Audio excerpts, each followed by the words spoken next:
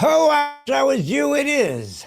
Brad Stein has issues where comedy, Christianity, and conservatism collide in a cacophony of clarity. I am Brad Stein, long time running comic, stand-up comic, actor, and former magician. And today we will have a very special guest. This is unique.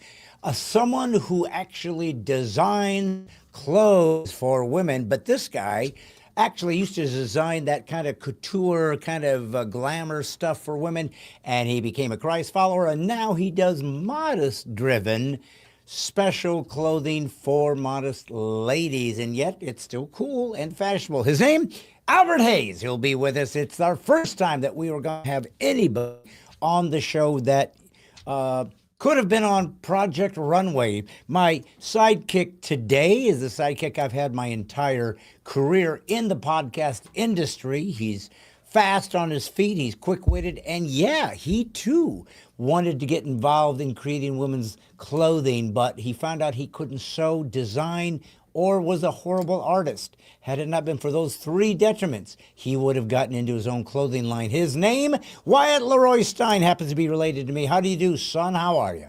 Reminiscing. The moment I realized that the fashion industry wasn't cut out for me, my exact words, darn it.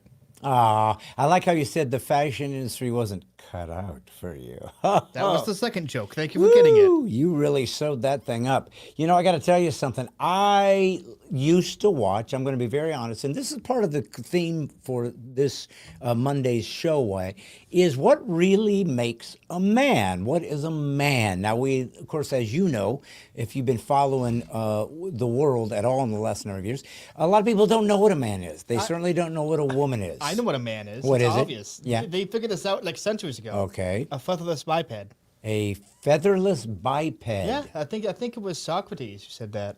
Featherless biped. Yeah, that's what a human is, according to philosophers in the ancient era. Well, wouldn't it have made more sense to say a furless biped as opposed The exact quote by people far more philosophically inclined than I am.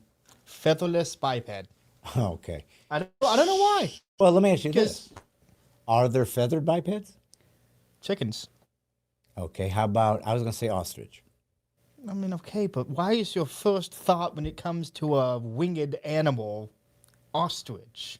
Because they're huge. They got these gigantic bodies, these really skinny legs, super long neck, Yeah, okay. crazy duck-like beak, and they supposedly, and Wyatt, I don't know if it's true, maybe we should have been prepared. Do they, in fact, hide their head in the sand? Not necessarily hide, but they do stick their head in the sand. And do you know why? I think it's looking for food. Okay, grubs, perhaps? I don't know. Roots? It's not Carrots? to hide, I can tell you that much. Are they looking for piping hot food? I think they're just there to make sure the sand's, Have you ever still thought there. about that, son? That doesn't make sense. I've thought of this just now, and that's when I usually think of things, is on the fly. But there does make sense to say that it is ice cold, because we know that ice is in fact cold, and ice kind of describes itself. But piping hot. Now, knowing that we have pipes going into our bathrooms, one being the hot and one being the cold, then why would piping hot just sort of lean towards maybe the hot pipe? So it makes me think that's not what we're referencing here when they say piping hot. Any ideas? Yeah. So the original etymology of piping hot, Please. it was the 14th century. Okay. It was used to describe food or drink that's so hot that it made that, when you have a kettle on the stove? Yeah. And it boils and you hear that whistling? Yeah. Well, apparently another name for stuff like that is piping. Oh. So piping hot meant it's so hot that it's literally audibly saying, I'm hot. So you're saying the piping is what they call when it goes.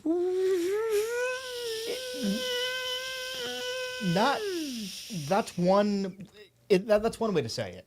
It's just one of the many ways that you can say that. You know, Albert Hayes, who is our guest today, he likes to invent and design and sew and manufacture women's clothing, Wyatt. Yes, Now, I'm well aware. yeah. Now you, of course, did the helpful editing on Albert, and Yep. I find it fascinating because I was saying earlier before we got lost in the piping hot, which bothers me, son. I was off on a very interesting tangent, and then you piped up with this piping hot analysis. I said, I'm sorry. Huh? You went on a random Yeah. careening car crash into the abyss of non sequitur, and I fished you out of it, and now I'm the problem. Well, I just felt like you were the ones that facilitated it, but that's not why I'm Look, here. just because I cut your brakes so you'd fall into the pit doesn't make me a hero for rescuing from it. Oh, that's a good point. Though it would make a good novel, like for the guy that's trying to make money off of the insurance, and then, but to get himself off the hook. How come that didn't? Who cut my thing? Well, couldn't have been him because he saved me. So it might be an interesting plot line for a You're drama. right. It definitely might be. You know, right? Might. Okay. Well, listen, I just was throwing it out there, but I didn't want to get off on any of this. What I wanted to say was this. Have you ever thought about the idea of what is a man? And I'm not talking about in the transgender, oh my gosh, we really don't know how to even begin to describe that. It's taken us 7 to 8 to 10,000 human years for us to get stupid enough to not know the difference between a man and a woman. But that being said, I wonder if you've ever considered why, historically, there really isn't a specific gender or sexual feminine or male that does a certain thing. In other words, throughout history, men were the designers of clothes, I think, for the most part. Now, maybe people will say, well, they wouldn't let the women do things. I don't know, maybe. And men were the chefs. Actually, the greatest cooks out there right now and have been forever is men. So, but we think of women oftentimes as cooks, right? And so you don't often think of a man designing women's clothing, maybe men's clothing, but not women's. And yet I used to watch, are you ready for this? There was a show called Project Runway. Heidi Klum was involved with that. Heidi Klum was a model, I think, at one point, and she was German gal, one of our heritage, Wyatt, one of the Stein-ishes, German, and she was part of it, and it was basically a competition where men and women who created gowns and so forth would try to win the competition, and then whoever won got to get their collection, as they would call it, got to run the runways, up and down the runways at Fashion Week in New York, which happens once a year, every year. And so if you're in the fashion thing, that's a big, huge deal. Matter of fact, it's such a huge deal that I mocked and made fun of it in an old comedy routine, and it first was shown on the very ancient and very difficult to find until some guy that happened to have a video version and got it transferred into electronic and sent it to me. It was impossible to find, but I got it, and it was a joke I did about ramp model. And I thought, well, heck, if we're talking ramp models and, getting on Fashion Week and getting your collection on the ramp, let's mock them. So, Wyatt, if you have that clip available, do me a favor and let her rip while it's piping hot. My name is Brad Stein. You may have heard of me. You may have seen me. I'm a professional comedian, but my secret desire is to be a ramp model.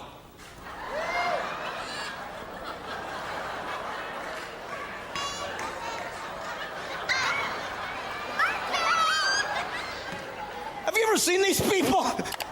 They make like $1 billion an hour to walk.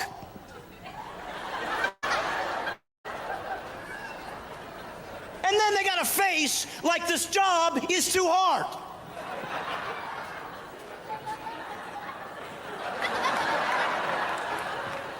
Let me tell you something. If I made like $10,000 an hour to walk, here's my face. I'm done. I want to be a ramp model. be a ramp everything. I think we need more ramp jobs. We need ramp mechanics.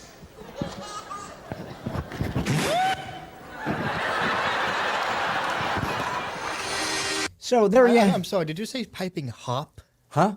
You said, before we cut to the thing, you said piping hop. Yeah. Because I'm thinking to myself, why can't we use piping for more what would it be? I can think of several reasons. Would it be an adverb? Is an adverb a verb where it's an action? Wait, what is it? An adverb. Adverb. Do you know? Do you have any idea what it is? You keep making me look these things up, man. I don't know. Oh, you don't know. Okay. Well, anyway. I am a podcast co-host, not a linguist. But if you looked at that clip we just showed, I was making a joke about how simple it must be to be a ramp model, because all you have to do is walk back and forth. That's it. That's your gig.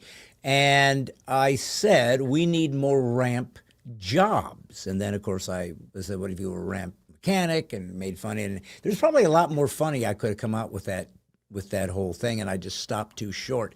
Matter of fact, to prove my point, Wyatt, I don't know if you know this or not, but to do stand-up comedy, it's really hard.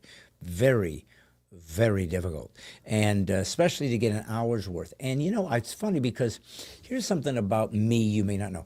Sometimes when I see old clips, like with Rebel Thought Occurs, I see like the ramp clip we just showed, and I'm like, I don't remember recording that on any of my albums that have become well-known. Put a Helmet On, Conservative Unleashed, Tolerate This, Wussification, God's Comic, and Laugh While It's Legal, and I'm missing one, Wyatt. I'm missing one, I think. How can I possibly be listening? Wait. Put a Helmet On, Conservative Unleashed, Tolerate This, Wussification, God's Comic,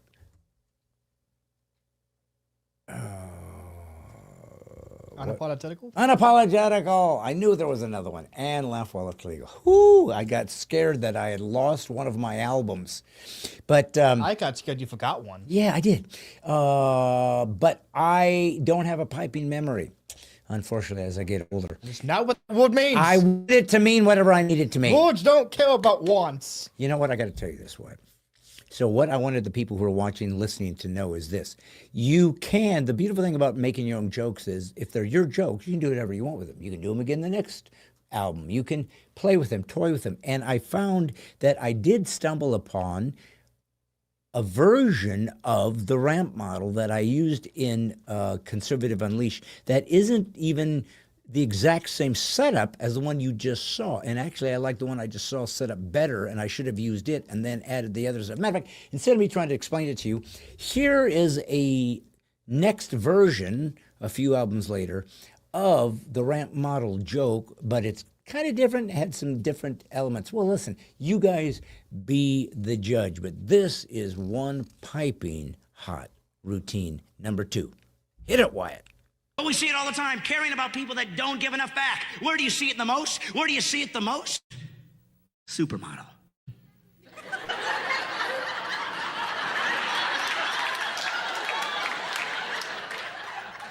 What's that thing they do at the end? How is that supposed to be attractive? Yes, I walk like no girl on earth, and then I have a problem with my spine. Did I mention that part? They walk for a living. That's all they do. And then they have that arrogant attitude, like they're doing something that we can't. Look at me, look at me, look at me, look at me. I can walk and wear clothing. Woo! I'm unbelievable. You simply walk for a living. The only thing, I've never heard of a job whose only requirement is you have to be born. Because it's just genetics. That's all they do. That's all they do. And yet what I find is that they're not grateful for getting overpaid. They're thinking not grateful at all. They just talk about how much pressure it is. You ever heard of, oh, it's so much pressure being a ramp model. How much pressure can it possibly be? All right, girls, walk to the end of the ramp. Don't walk off. Spin around, walk back, and I'll pay you $100,000. They make 100 grand. You want to know your culture's crumbling from within? When a model makes more money in an hour walking a rap than a teacher makes in 5 years, that's when you know you got a problem in your culture about caring for those who give too little back. So, see what I'm saying? Which one did you like better? I like the part where you didn't use piping hot as a catch-all term for any situation ever, but I guess that time has since passed. Well, but what my point is this. In terms of the jokes, I'd say probably the second one. Yeah.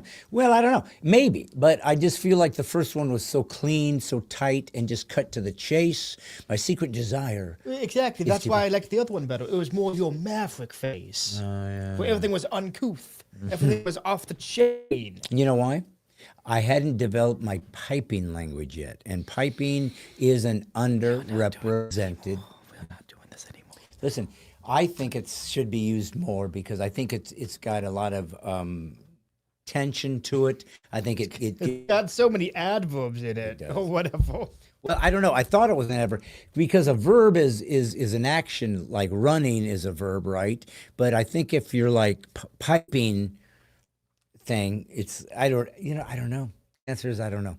But here's what I did want The to. definition of an adverb: a word or phrase that modifies or qualifies an adjective, verb, or other adverb, like gently or quite, and then and there. Oh, so see, piping fast would make it a Adverb, yeah, adverb. the adverb. But piping hot isn't a verb.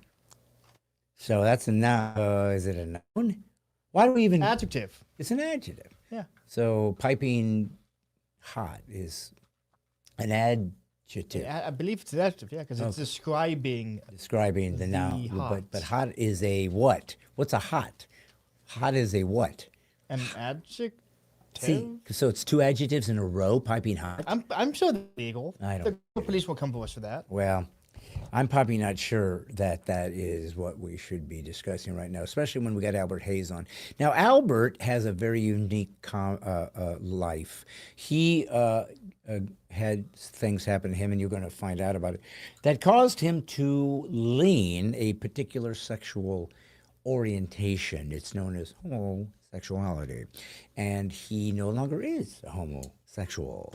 And that's a story that he's going to talk about. Now, that's an interesting thing to overcome and not easy, not in this day and age where they think that you're being untrue to your sexuality if you don't want to have that sexuality, unless you wanted to add that sexuality in a way that is deviates from the natural order of male-female, then it's celebrated. But if you want to go the other direction and go back into straighthood, somehow that is lacking integrity, and it is somehow cruel and mean and dark.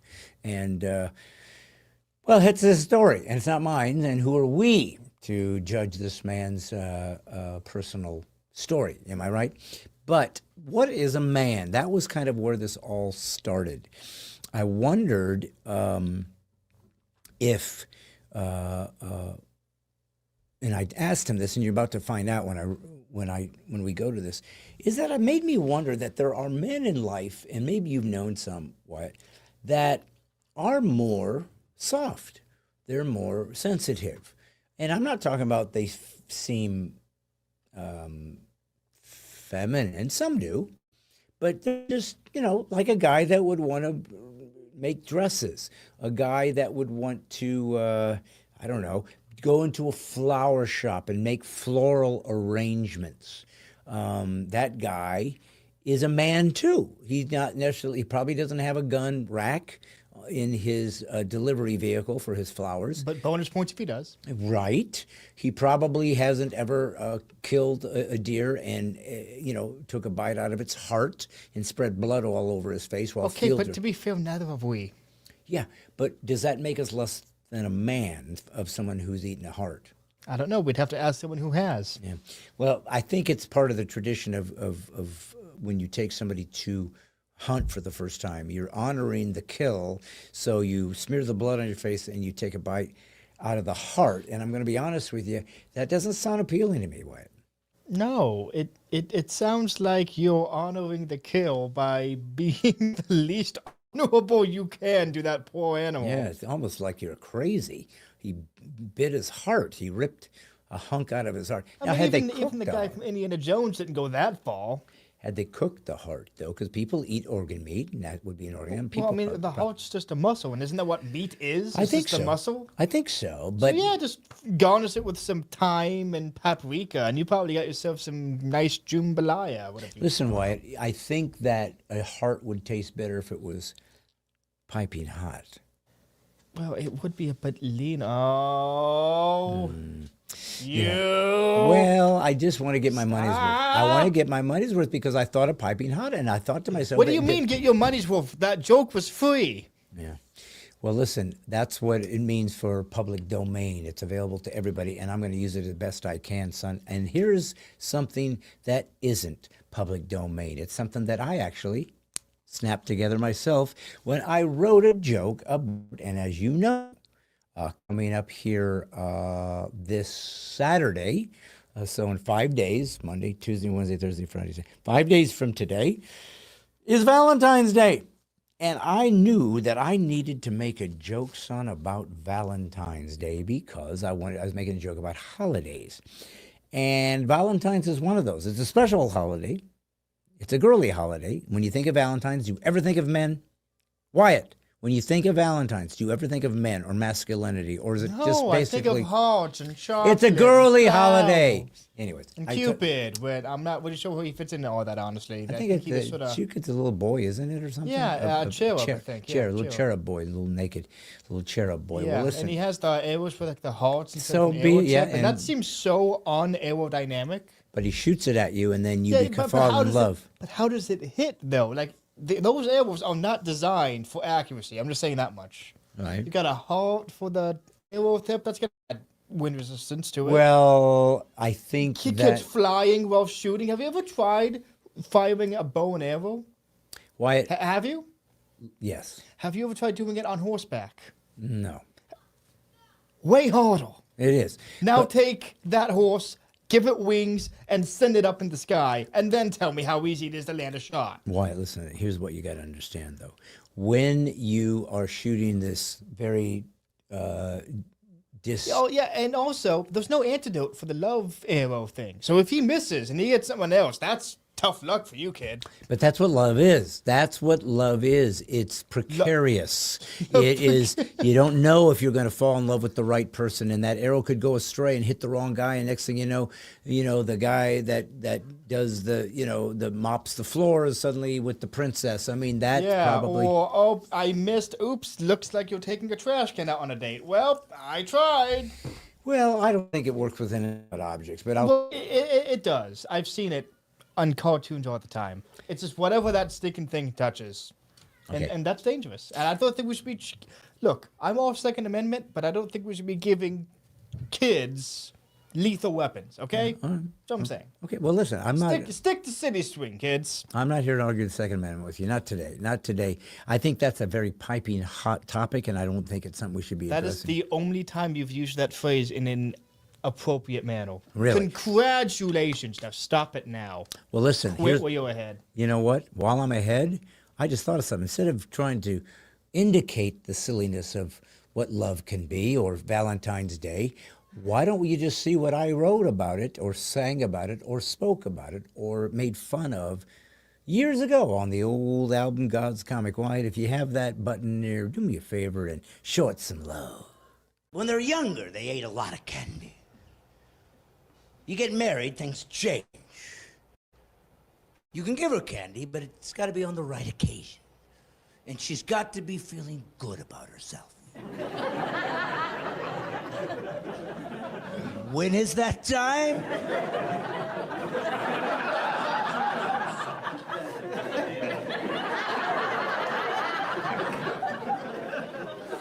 Sometimes candy becomes an insult. Are you saying I'm fat? No. We don't know. Because suddenly, candy's bad. See, women suddenly get married, and then suddenly everything that you eat, they're going to tell you what is good and what is bad. We're just going to have broccoli, and we're going to have asparagus, and we're going to have Brussels sprouts, and Diet Coke, Diet Coke, Diet Coke, because we're not going to have anything bad. I want you to eat good and healthy stuff Valentine's Day. Candy!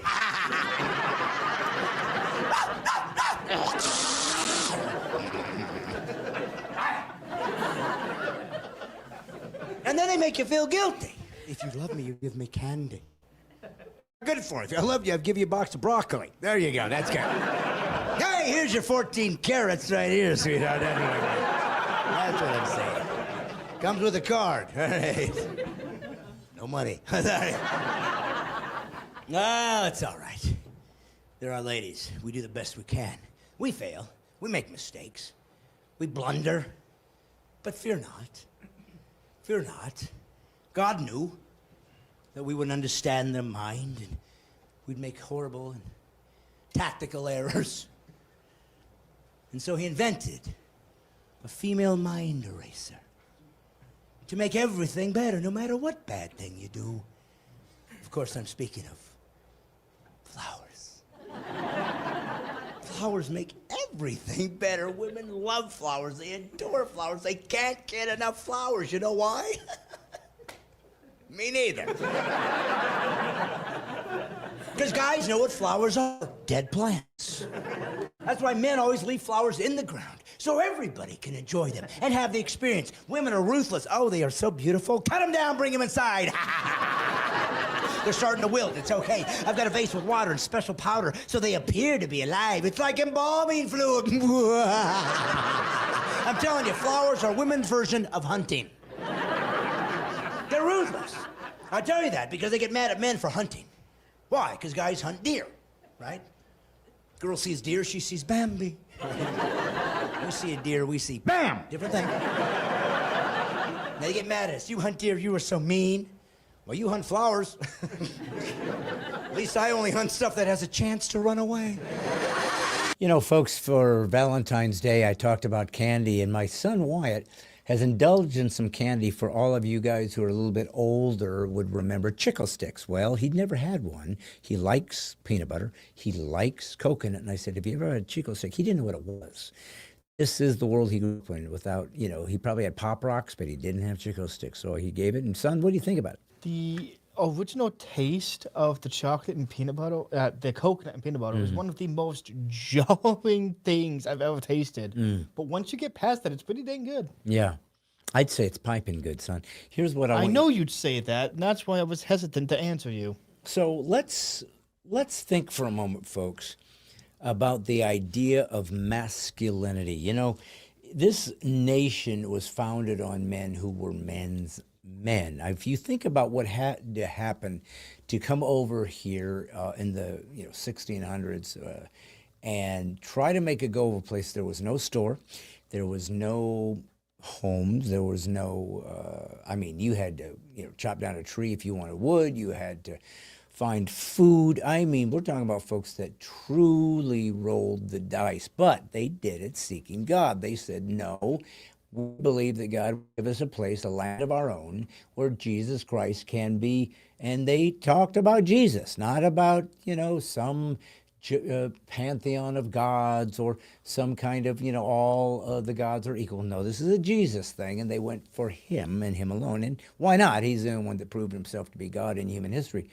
But here's the thing. They got here and they began to build a society. Now, what I have been talking about, we talked about it, let's see, a couple weeks ago with Diane Canada, was this whole idea of how there is a hierarchy of how God created things. It was he is first, and then man, and then a woman. Now, they were equal, and then God said, now you're going to have to sort of ask and desire for your husband because of the fall.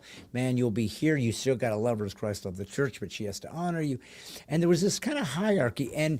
But here's another thing, Wyatt, and I don't know if you know this or not, but, until around, I'm going to say the mid-1800s, men worked very close to and in conjunction with their wife in their homes. They would help raise the kid. They'd walk out and they would do the plowing and they would try to get their crop going and they would, feed the chickens and they would get the eggs and they would, have the cattle and this and that. And the wife would clean and cook and they worked as a family unit, and that was kind of how the things worked. And then they suddenly started creating these sort of businesses and these companies that are off into the town, in the city, and the men are leaving the home. and they're kind of no longer part of a cohesive unit of the family. And it became this idea that a man kind of goes off and makes his kill by going to the factory and making a tire or putting a chassis together on a Model T or whatever his job. Maybe he's a carpenter, and it kind of, the family unit suddenly was a little bit dismantled, and he would come back, and it started creating these ideas that women kind of sort of stayed in their lane because there was nothing else really for them to do. They're there, they're going to cook, they're going to do the things they can do, and certainly not the heaviest labor.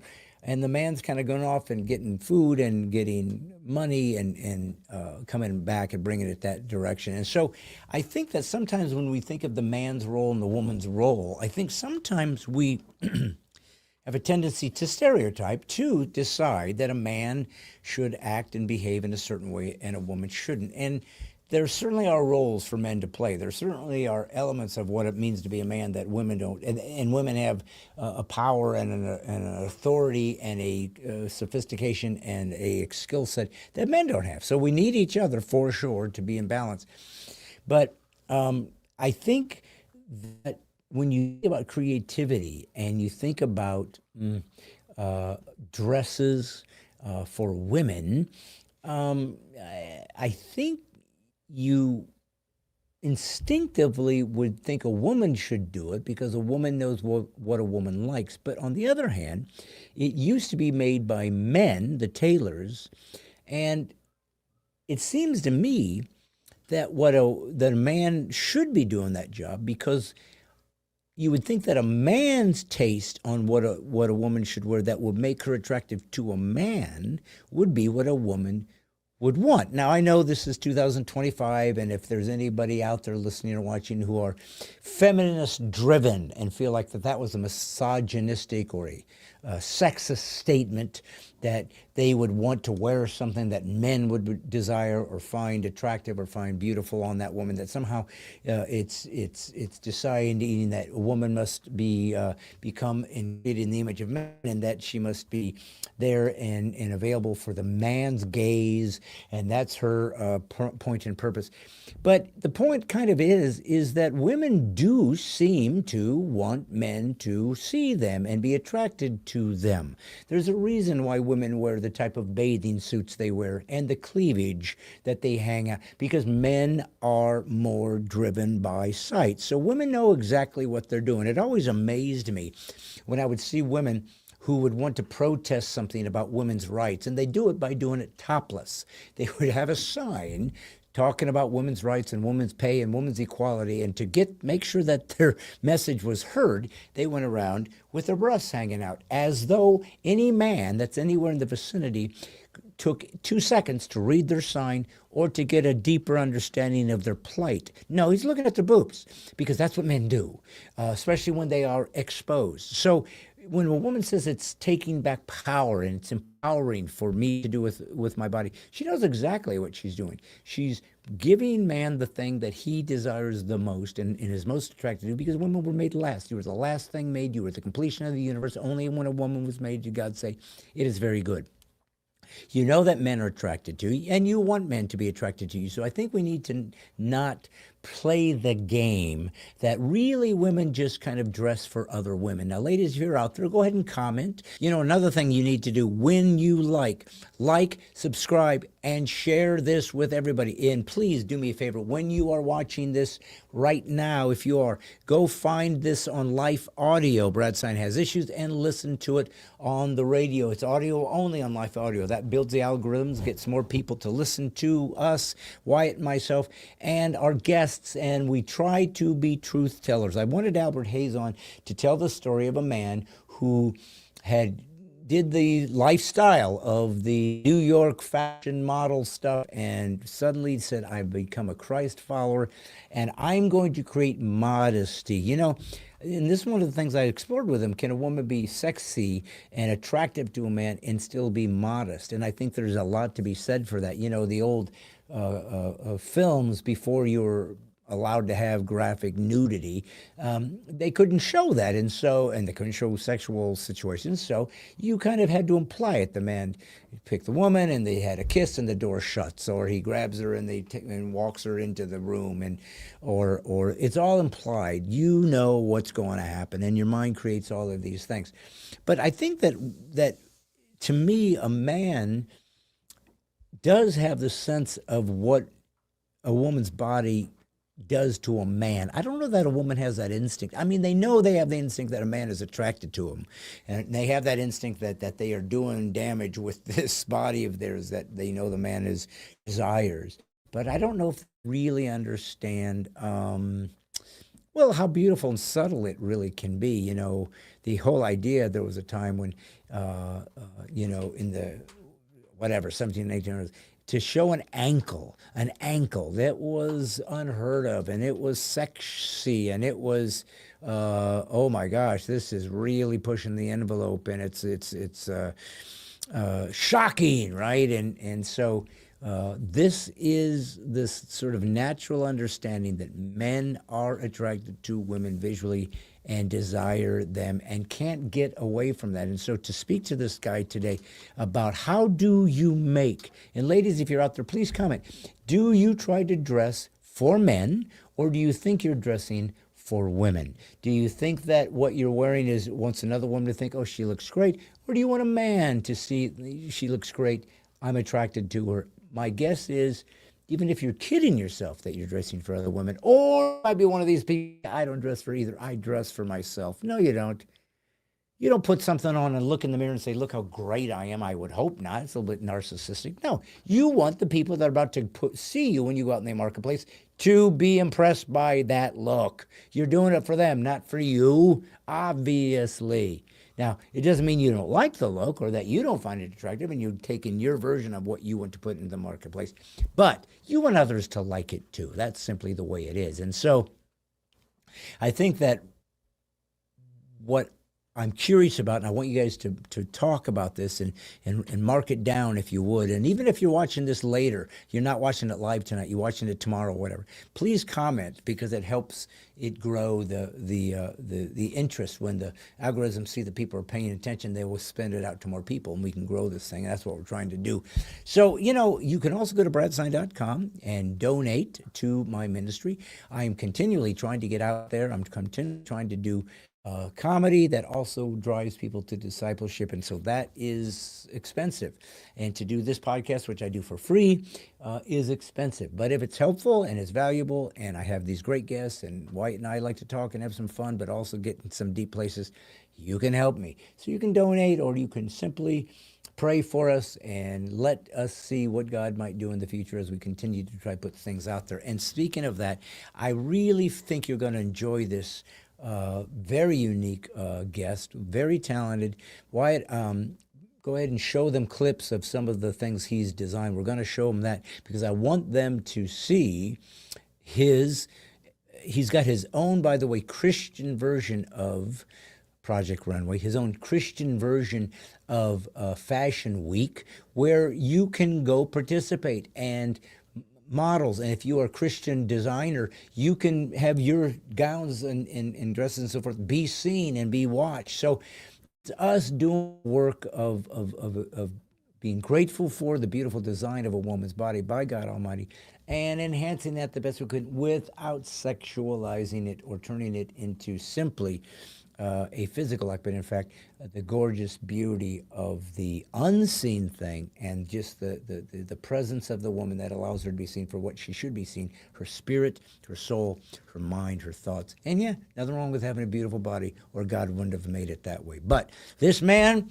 has been through lots and lots of different peaks and valleys, let's say, in his life. You're going to find this conversation interesting. And if you like fashion design, if you like art, I do. I liked watching Project Runway because I'm impressed by anybody that can say, here's a piece of tin foil and here's a socket wrench, make a dress, and they could do it. I love creativity, and so it fascinated me, even though I don't sew or design dresses. I would watch the America's Next Chef, or what it was called, because I loved how people could take odd ingredients and turn it into something beautiful to look at and to taste. I love creativity, and I do it with words, and I try to make people laugh and enjoy that. So that is why I've always been a fan, and I think I'm about as a man can be, but I still appreciated the use of their talent to create beautiful dresses. And so that's what we're going to talk about. And if you are a Christian artist or you know somebody who wants to get into fashion design, please share this. Let them know it's here, or call them right now and say, come take a look at this, because this guy's done it professionally and is well known in New York City, where all the action is. So enjoy this, have fun with it, and please comment, keep involved, and let's see if this might just inspire you with his life, where he's going, what he's doing, and that you can pray for him and get behind it, because this ain't easy. He's in a very difficult field for Christians. So he needs help. He can get God's with him, but we can support him as well, as we should be in the body. So please enjoy this conversation with fashion designer of modest apparel for Christians, Mr. Albert Hayes. Folks, this is going to be a very special guest and a very special moment with Brad Stein Has Issues. As you know, I brought in everything from actors, athletes, apologists, astrophysicists. But I got to tell you, this is the first after 5 years. Finally, a fashion designer. Holy smoke. Have I sat there and said, please, God, tell me there's some believer out there that knows how to dress well. And not only that, but design things that make people look good in the garments from the materials God gave us. Well, this gentleman is Albert Hayes, and he happens to do just that. But man, is his story richer and more interesting than that. And so for those of you who think I'm just sort of making this up to make my guest sound good, I'm not. I'm very interested in this guest. And I have a lot of questions I can't wait to ask. So why don't we just jump right in, folks? The man who created Exodus Fashion Week. So if you know anything about Fashion Week, that's a big dang deal. Please welcome fellow brother in Christ, Albert Hayes. How do you do, sir? Thank you so much. That was so good. I'm doing great, man. It's a blessed day. Like I woke up, I've been able to dive into my daily growth journal that we have at our church, but being able to just grab some breakfast and just get started and plan my day out, like the Lord is just so good. Just those small things, Yeah. Just It is one of the most difficult things for me to wrap my mind around, is how the same transcendent being that can speak a word and make a universe that is impossibly vast, impossible to wrap around, the size of the universe, the beauty, the textures, the feel of what his creation is, and yet could be so intimate as to wonder, how is your day going? It's almost impossible to believe that type of a being exists. Just think of us as thought that intimately with him while he is so big. So it makes him the father that all of us need and want and oftentimes didn't have. So let's just jump in. I never know what God has to say in store for me, but for some reason, I'm thinking of going this way. How was your dad? how is my dad? Yeah. So my dad actually is no longer with us. So Sorry, he Dad. passed in. Thank you.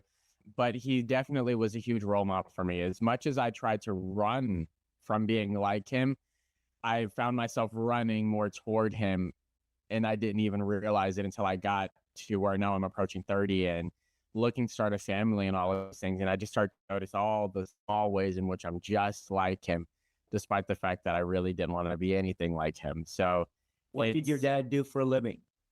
So he was a landscaper. Yeah. So he was a drug dealer, hemp turned Christian deacon landscaper business owner. So, I mean, just even in the fact of being a business owner, like those are just ways in which we're walking the same walk, just in different ways. Well, the reason I bring that up, and I want you to know something real quick, just so that you feel comfortable. I'm a truth teller. I believe in absolute transparency, not only for the walk of your life, but everything about who you are, because that's what's interesting to people, is just other people and their story. Yeah. Because I do believe that our lives, especially as Christ followers, are sacrificial. Our entire journey is really designed not just to teach us things, but to share that with others so that it can change their lives too. And sometimes we have to go through some very difficult things in our life that are preparing us to not just come out the other side, but then to be able to heal other people who are in that same place who would only listen to us. There's people that you connect to that nobody else can because you have a unique history that only certain people would go, oh, he gets me. And that's kind of where, so we need to understand it. And just to preface it, I don't think I need to, but I do want to be sensitive that we're going to talk about your life. We're going to talk about your history. We're going to talk about all these things because you don't have to be ashamed of your journey because it had a redemptive, beautiful conclusion that is worth the journey. But how do you talk about redemption if you don't talk about sin? If you don't talk about brokenness, if you don't talk about making wrong choices? So let's start a little bit, if we can, with your life. You grew up where, and kind of, so you're a fashion designer, still a fashion designer. Well, that's not a typical choice for a boy. So let's talk about your life. Matter of fact, let me preface it with this. This is important, I think.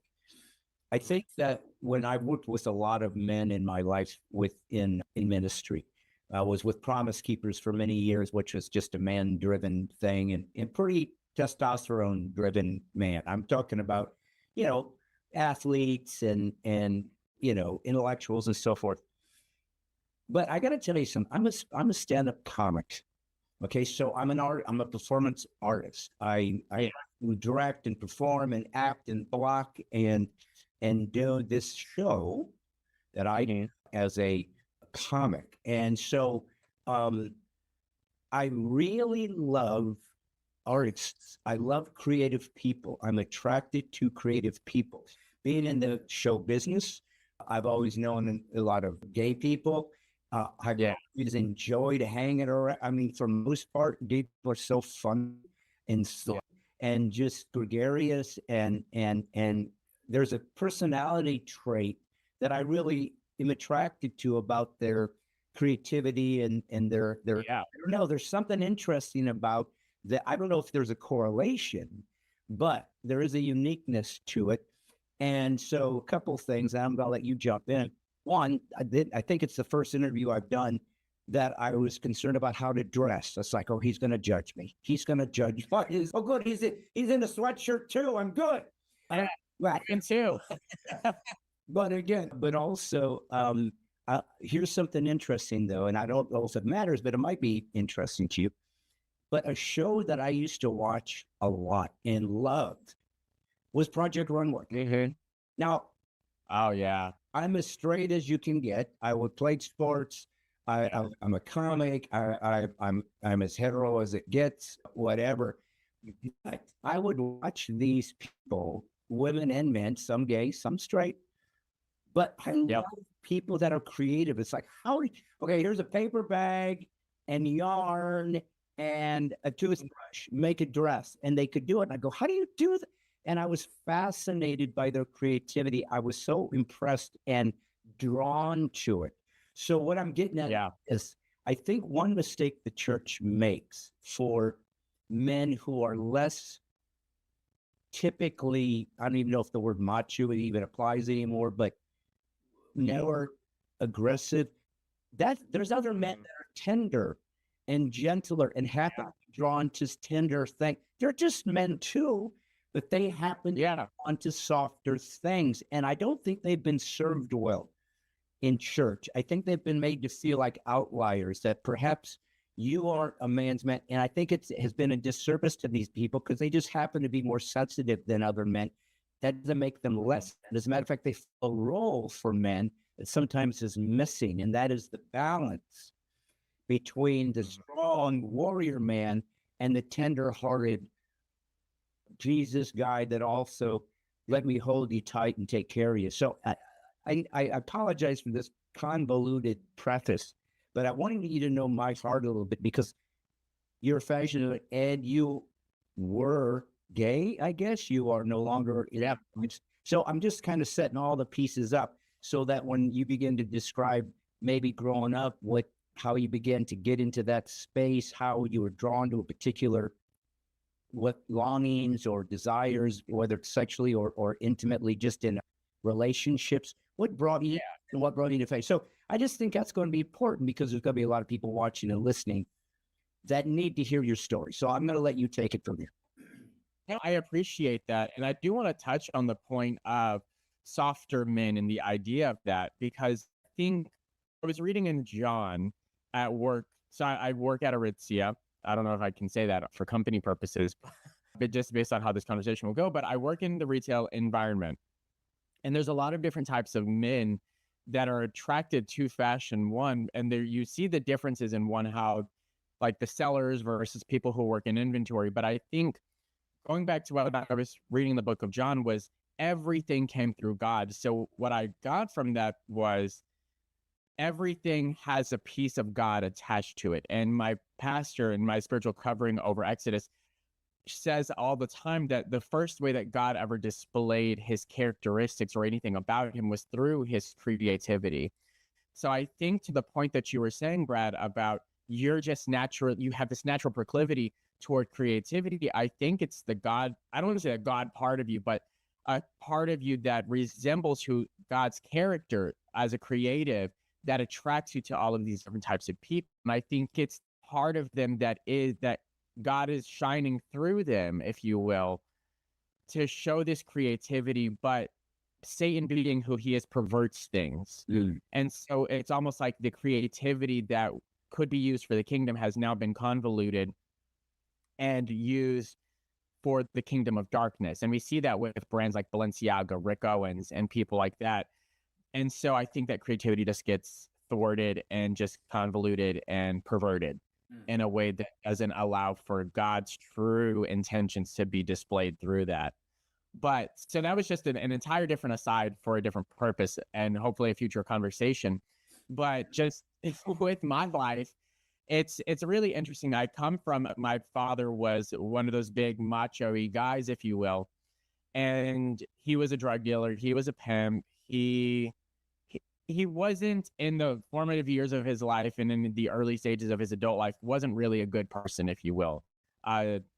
But in that, me being different, I'm my father's namesake as well. So we share the same name. And so I'm his first son. And so I think me being a softer person wasn't what he wanted in a son. And so with that, there was just a lot of turmoil that happened with our relationship. And so it became predicated upon success. And so I became a success-driven person because that's when I got positive affirmation from my father. That's when I truly felt loved, was when I was doing things to the standard, when I was doing things right, if you will. And I never really got to find out who I was because at the time, my dad put me in Christian school when he found out I was gay. It just got even more strained. I loved America's Next Top Model. So we just didn't have anything in common, to say the least. And the only thing that I knew I could do well was be an academic. And so working hard in school is what allowed us to have some sort of normalcy within our environment, because that's the only way I knew I could get through to him, was get good grades.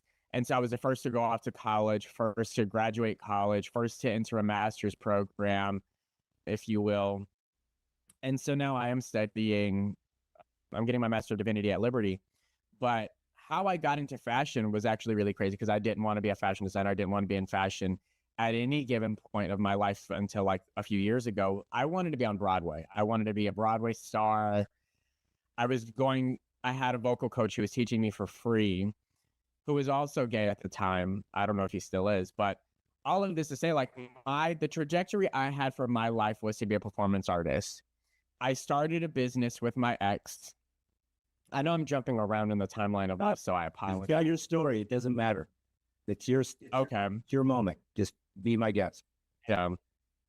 So I appreciate that. So we started a business. It was in fashion. It was called Overturned Apparel. And the purpose of it was literally everything against God. And so now we're finally finding success in this industry, 2 or 3 years later with Exodus. And so we're helping to just be a servant into this industry.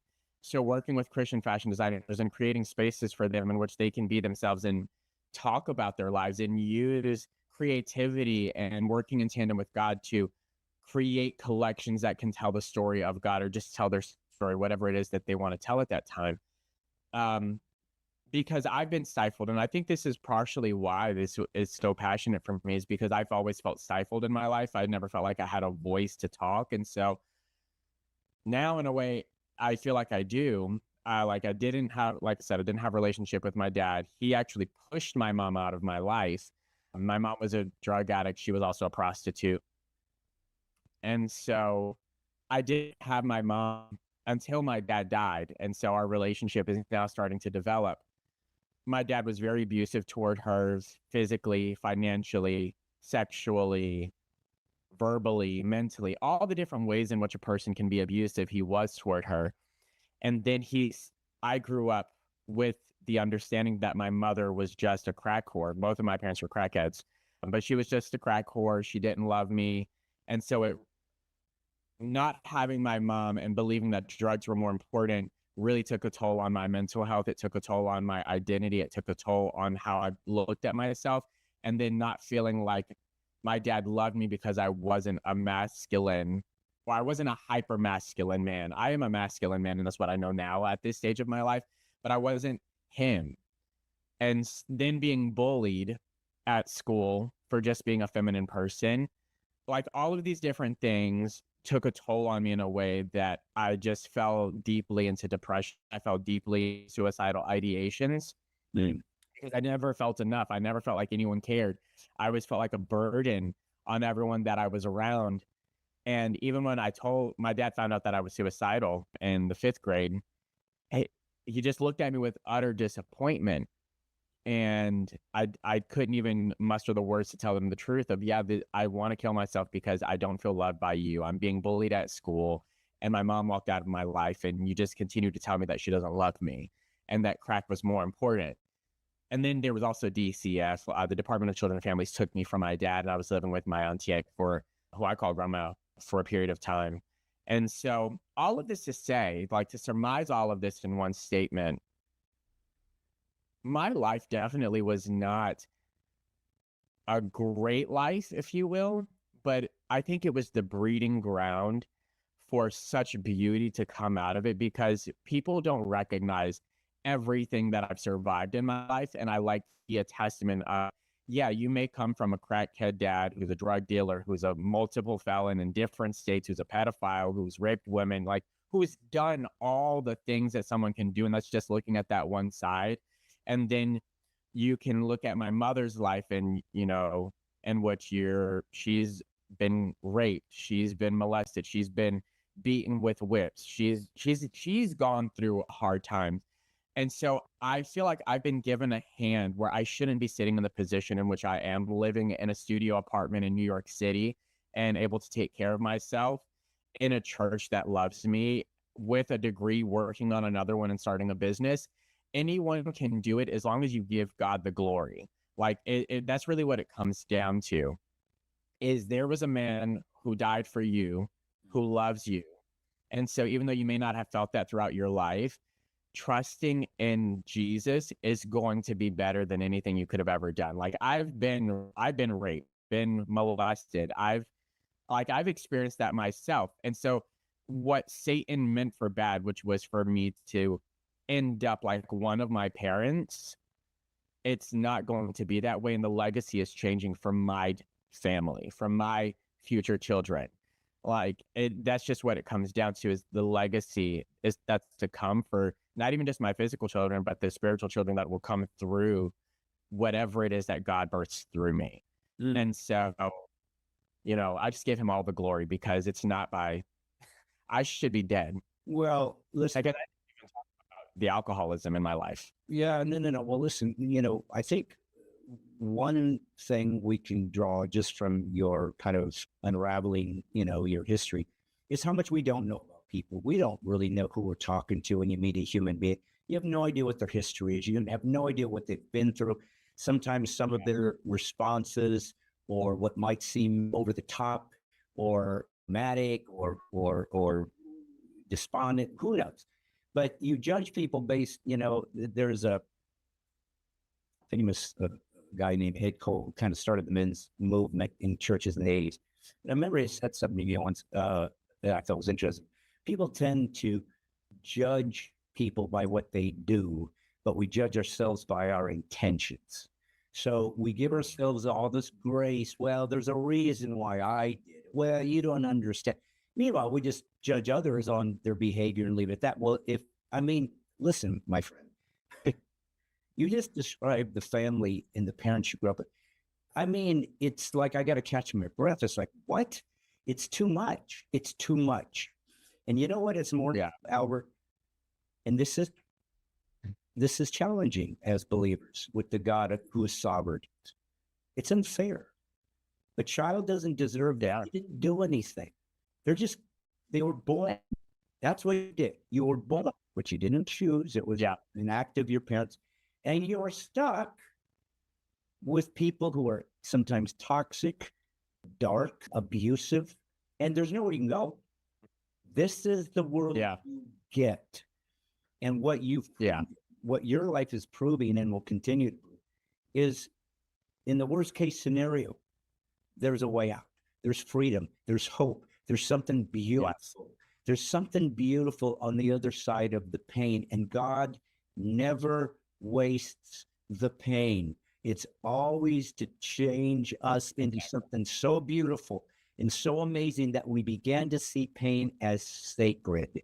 We began to see pain as holy, a fire that he puts us through to say, wait till you see what I have for your life. But Father, I'm being crucified. I didn't ask for this unjust punishment upon myself. He says, I know you're feeding Jesus right now. You will die, but then when you resurrect, come out the other side of what you've gone through, you're going to heal thousands and thousands of people through your one crucifixion. When God says, the Bible says, I'm crucified with Christ, he's not kidding.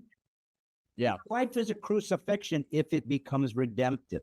If you say, I'm spent, I'm done, I've got nothing left, he says, okay, now I'm going to resurrect you. And wait do you see what I got for you now? What do you see what your life's going to be now? So anyways, I'm just saying, God bless you, because first off, he had his hand on you, but still we partner with God in our lives. And so you had to make hard decisions, virtuous decisions, when it wasn't easy. And I don't know much about the gay lifestyle as far as how a person ends up in that space.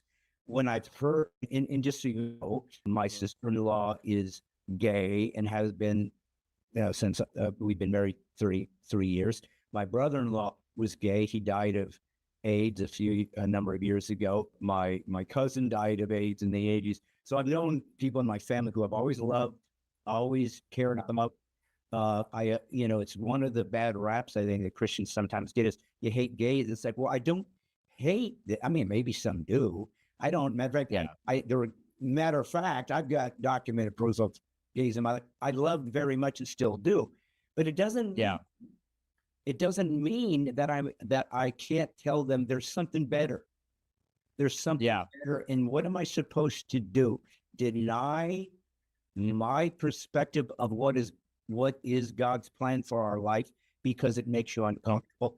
I can't either respect the integrity of the way I live my life, and I'll respect yours, or you don't really care about freedom and you don't really care about kindness and mindedness if you can't give me the same right to disagree. So talk to me if you would. And I wasn't trying to go this direction, but maybe it's helpful, Albert, about the mindset of a gay person. I oftentimes hear stories like, I know I was gay when I was like 8 or 9. And I think to myself, you even thought about sex at 8? Who would even, you're just a kid. So that already tells me something in them has shifted in their seeking for love and don't know how to find it. And they've physicalized it. They've turned it into this behavior that they think equates to the transcendence, which is love, which is a beautiful more esoteric quality that humans participate in. The behavior is easy, and we can have sex. That doesn't make love. Yeah. But they No. see that as the way to find something that's missing. So is there a way that maybe you can help us straight folks, and you are now too? I don't know how to manage this world of yours, and I don't want to put words in your mouth. But if you've been both, what shifted? How did you think when you were gay, as far as what it meant to be you, how you behaved, how you inculcated yourself into culture, how you belong? What is it about the physicality of sex that gay people find so much a part of their personality, almost like their identity, as opposed to just a part of it? Like as a heterosexual, I don't go around saying I'm heterosexual. It's just a piece of me, but it's not the piece. Yeah. And gays seem to make that quality. So again, long-winded, preface to the question, but I'm curious about, maybe you can help us understand the dynamics of the mentality of how gay people live and think about who they are. Yeah, this is such a great question, and it's one I actually love to talk about. So thank you for the preface. So taking a step back in my life, I was introduced to sex at a very early age. And for me, I know it wasn't nearly as early as what it is now, sadly. And I say sadly because I think children are introduced to it way too early. I was introduced to porn. I was probably in the 3rd or 4th grade. I was introduced to straight porn and gay porn. But identity is found in the word gay, and it's a spiritual thing. And I think that's what people don't necessarily realize. It's a spiritual nature of just even an identity. And so that's why whenever you say, hey, homosexuality is wrong, why the gay community gets so up in arms about it is because what they're hearing is I am wrong. Because they've now completely ingratiated the identity of their sexuality into who they are. And they're made up. And even when you listen to the language in which they use it, I'm a sexual being, their identity is wrapped up in sex because there's been an overcorrection in society, in my opinion, in which historically gay people were targeted by the police officers. It was illegal to practice sodomy in your home. Like, you could go to jail for these things. So I think now that it's been legalized and even made, I don't know if equatable or equitable to the idea of heterosexual marriage, it's been now put on the same playing field, which it's not. They have taken it and said, we're going to go even further and force our sex. We're going to force our lifestyle on you. So that's why you have Folsom Fest, where you have people having sex on the streets of San Francisco. And it's like, this shouldn't be happening. Kids are walking down the street and you have your naked body out and you're having sex literally on the streets of San Francisco. So, but now, so the shift for me happened once I realized that God isn't trying to make me straight. That's not the end goal. Straight is not the barometer by which one decides how holy one is. The word of God is what is going to define that for you as you continue to allow the sanctification process to happen, as you continue to surrender. But it took a while for me to even get to the point of that. So I remember when I first came back to Christ, then I was at a church. I had just gotten off of work and I was just praying, it was the end of the service, and I was just praying and I'm like, God, take the homosexuality. I stopped, I paused, I said, whoa, God, those were not my words. I didn't even think about saying that because I wanted to find a way in which I could be a gay Christian. True. But I knew in my spirit, there's no way in which I can practice homosexuality, live a gay lifestyle in which I'm married to a man, and be a Christian and be a true servant of God, because they're opposing viewpoints. And so I had a friend that I would ask questions to. I would text her and I'm like, what do you feel about this? What does the Bible say about this? And I'm reading it, I'm looking up sources, and then the Holy Spirit said, look at the source. Who is writing this article that is affirming this lifestyle? And then you look up who it is, and it's either a gay source that is going to be biased, or it's a gay affirming source. So it's just all of the the standard by which this information is being presented is nullified to me because there's a bias in it. There's not an opposing viewpoint. And so it was easier to soften into that, you know what? I'm just going to let God work through me. And whatever happens on the other side is what happens. But I also read this book called Gay Girl, Good God by Jackie Perry, which helped me walk through that a bit, reading her story, understanding her story, and listening to her teachings, and seeing that there is a possibility of gaining attraction for the opposite sex, which I never lost. I actually never lost the ability to be attracted to women. I just didn't believe that I could be emotionally attracted to women. So having sex was not a problem for me. I was down for it. And so, well, let me ask you this, and this, but because again, I'm just, you obviously are here to heal folks and share your story. And the other way you can do that is to be kind of brutally honest with people. I'm tired of pussyfooting around. God is about every aspect of our life. He's about every angle. And the church should be teaching everything about what people grapple with.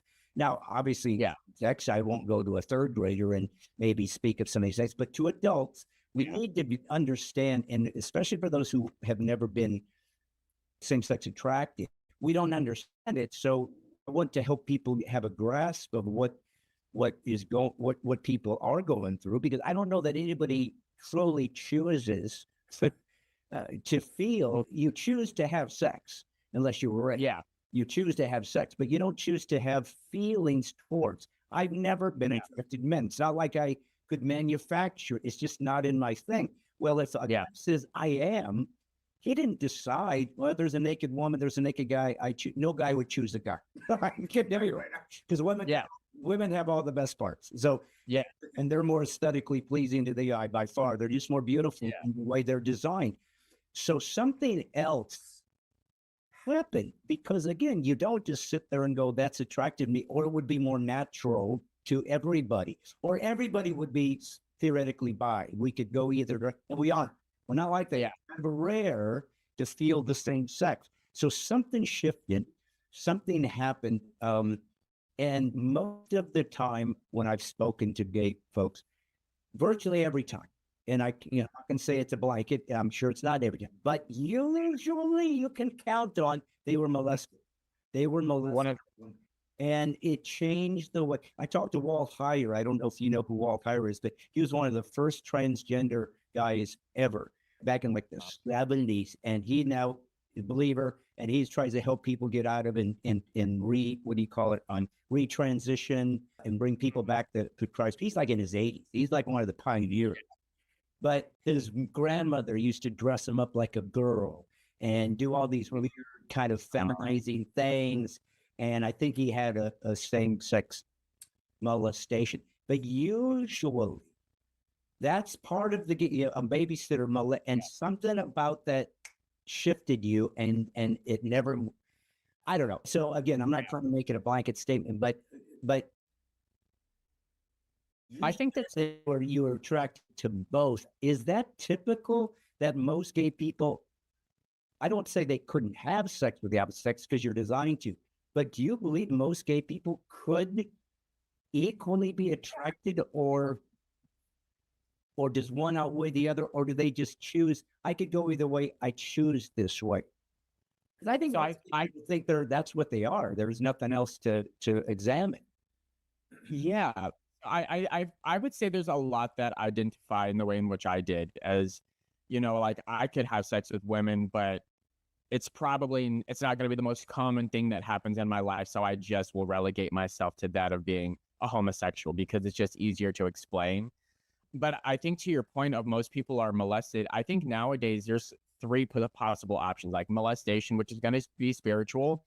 I think there's an epigenetic aspect to this, in which, I mean, the Bible tells us that God punishes up to the third and fourth generation. So I believe that there's a possibility in which you could have parents that were like mine, who were sex addicts or something of that nature. And so that demonic force is going to infiltrate the womb.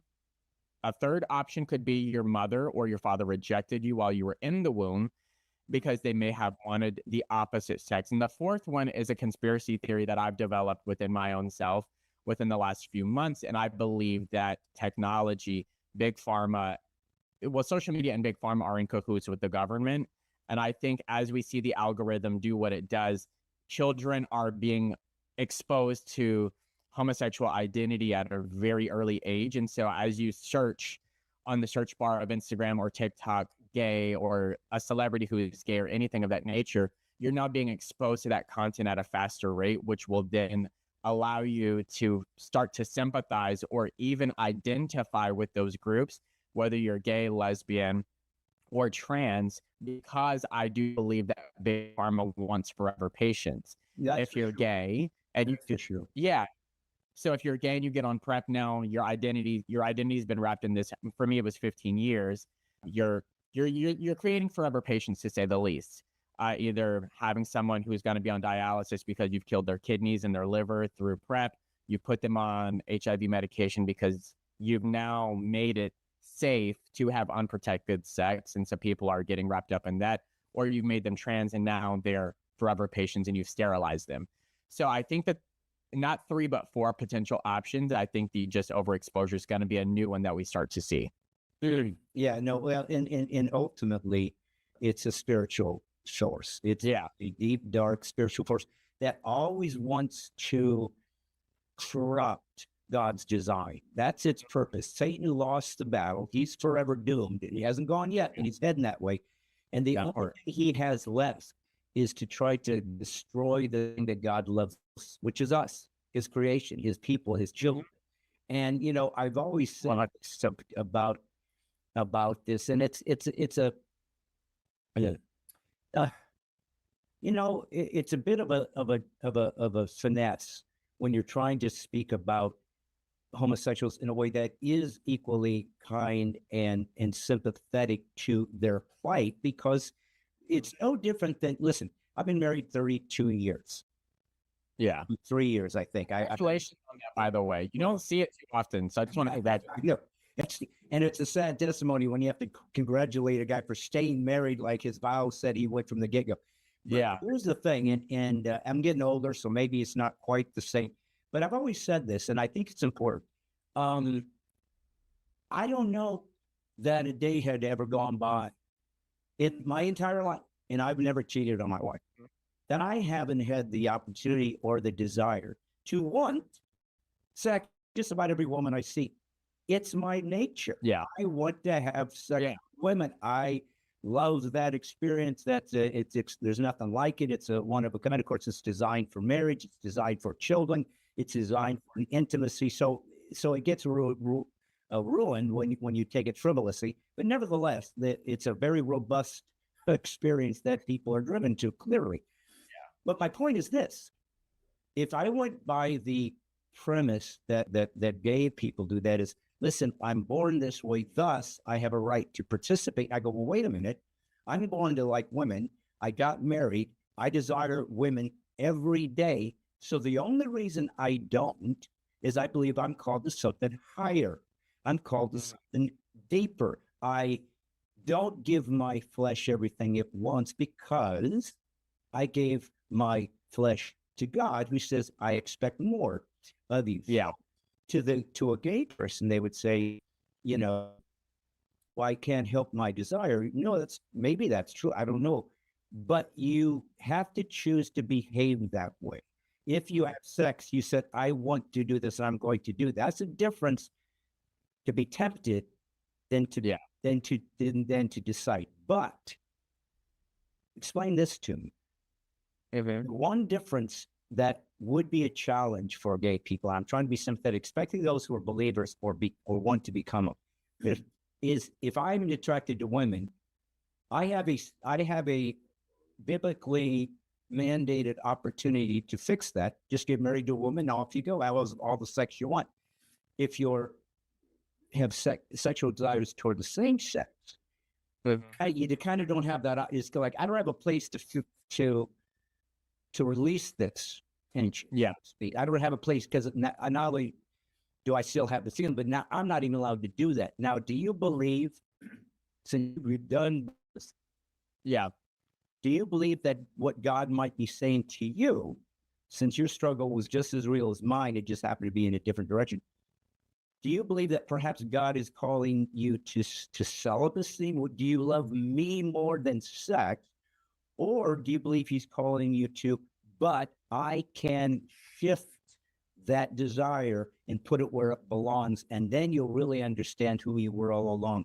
I mean, is that simplistic? Obviously, it's what we believe as Christians, that that's what God will or can do. But aren't there some perhaps that say, I've never gotten over this feeling, so I guess I'm just going to be celibate and be single? I mean, what is your thought on that? That maybe that is a very specific calling that God is giving to people that have that desire.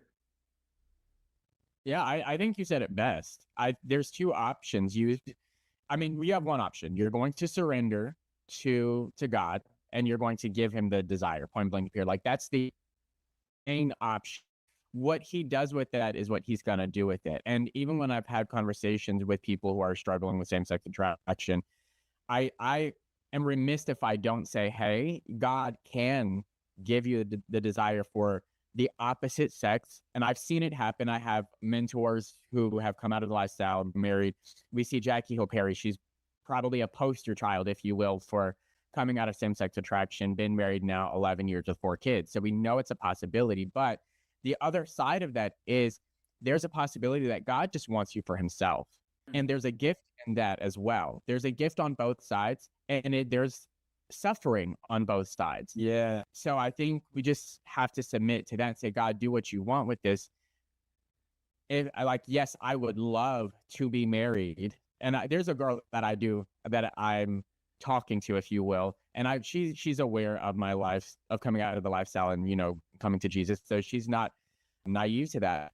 But yeah, you either are celibate for the rest of your life, or God reinvigorates that. I mean, I would say this, and I think this is a hard truth, Albert. I think one of the big problems in American Christianity is it's been so compromised to what is expected to be a true believer that when you hear about progressive Christians, I don't even know that you could. I think what we now call progressive Christians, we used to call heresy, is that they talk about love, forgiveness, kindness, blah, blah, blah. You know what they never hear? You never hear out of their mouth?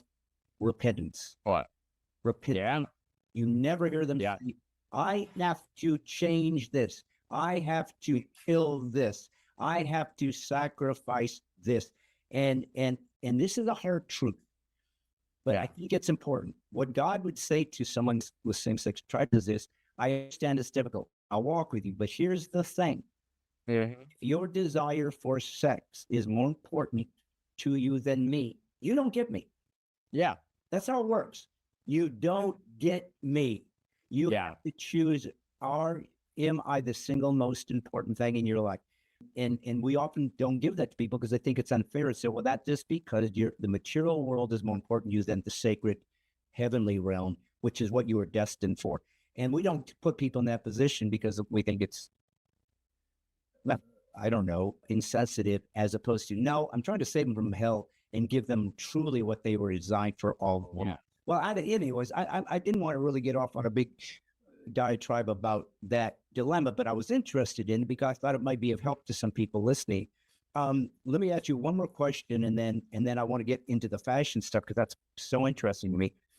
Yeah. So let's say the person like yourself, gay, and suddenly there's a position. So are you telling me that means you reach a place of absolute, a complete regeneration of your desire? I now am hetero, desire women, and I never have temptations or attraction. Did that literally vanish, or will that always be a piece of a puzzle for your life that you just have to accept as, oh, well, I'm not going to do it, but once in a while, I'm just trying to understand, should we assume it vanishes, or it's always be a bit of a thorn in your side, so to speak? I think the latter for me. There are individuals who it vanishes for, and we've seen that, like Rashad Vermey. But there are people like myself or Jackie Hill Perry who this is a thorn that you just have to continue to submit. Because if I didn't have to submit this every single day of my life, then I need God. No. And I think that's what he's expecting of me, is to be in a place of need. Mm. And so I'm happy you asked this question, because I have a lot of people who've commented or been in my DMs, and it's like, did you really just get over this? And it's hard to just like put in a message or to like put out there in a 10-minute voice note every single time I get it. So yeah, like there's a possibility that this is a thorn, and I want people who are coming out of the lifestyle or even considering it, as they make that decision, like Christianity is hard. Yes. And going to be things that you have to die to every single day. Like you pick up your cross daily and walk. It's a struggle. It's a point of suffering, but in that there's beauty in that, Yes. because the God of creation was walking with you, or at times carrying you through this, because we can't get by our own might. We need his spirit to work with us. Mm. And so, yeah, it is for me still a struggle. Yeah. Well, I mean, I just presumed, like I said, when I got married, I thought, well, I guess then you just never desire anybody. No, no, no. You see a good looking gal and you're going to, the opportunity to fantasize about that is always there. So it's what you do with your, if you haven't renewed your mind, you're going to fall, and you just are. So I just assume, well, if I have these feelings, why wouldn't a gay guy who decides to do it the proper way have the same thing? I mean, if he had in the first place, unless God removed it, Yeah. that will always be part of his life. That they'll just have to say, "Oh God, I love you. I'm still going to do it, but this is the key." Well, I appreciate your honesty about that, and just helping people be a little bit more sympathetic to those who've come from that space, to help them, pray for them, lift them up, encourage them, because it is very difficult. And sex is such a powerful drive that to act like it's an easy thing to just overcome, it's not being true about what we really do struggle with sometimes. So let's just at least be honest. Let's talk about fashion. So I used to watch, like I told you, Project Runway. I just I loved that. So because I just love creativity. I used to watch the Top Chef or something. Same thing. Yeah, you get a bag of beans and a kumquat, and you make something. It's like, how do you do that? So I love that. How did you create that? Well, that's what these guys do with fashion. Is they create ideas from the most outlandish couture stuff that just is like crazy. Look what I can create it, to actual functional stuff that a person can wear in real life. And you guys, you call it Exodus Fashion Week, is you've done something that obviously is important. How do I create things that make a woman feel feminine and feel, boy, and let's just be kind of navigate this thing, because as a Christ follower, we're not supposed to be titillating. We're not supposed to be provocative towards a man, but I'm a woman, woman shape, that I think should be celebrated, I guess, to a degree. God made her different than him for a reason. They're more aesthetically pleasing. Yeah, there's more art made out of women than men, because their just design is beautiful. And so explain to me how fashion works. What are you seeing when you're creating a dress or a gown or whatever you would call it?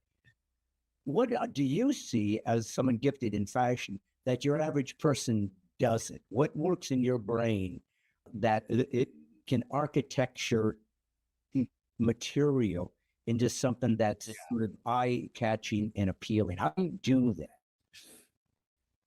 So for me, in my experience, because I am self-taught, or really God taught, let me not even say I'm self-taught.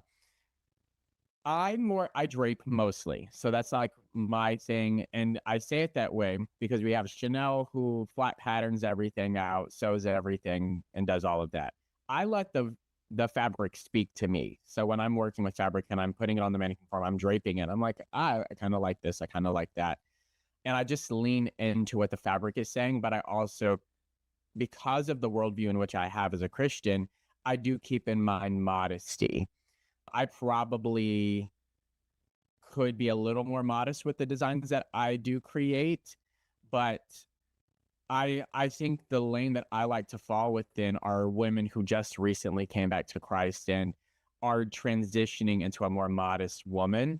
And I was telling Duke this, that I think as designers, there's one designer who's going to be fully modest and creates designs that are just that, and lean into Little House on the Prairie.